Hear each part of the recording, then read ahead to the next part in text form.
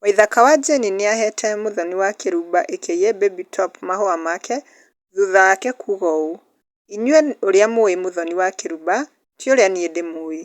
Nĩmugaga nĩanyitĩrĩire no niĩ hakwa njugaga maũndũ marĩa thomeire na ngamenyera harĩ maingĩ ona tokorwo ingĩgakua itamũĩ.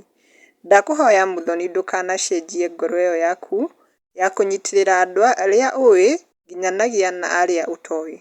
Na rĩu kwĩ macambĩki magĩũkĩte gũkũ comment section ta Mary Wangui nĩaugĩte "Roho safi sana Baby Top. I wish siku moja upatane na John Kiuna umlete njorua yako thĩ."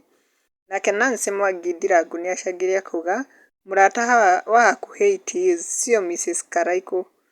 Baby Top Muthoni wa Kĩrumba apewe maua yake akiwa hai.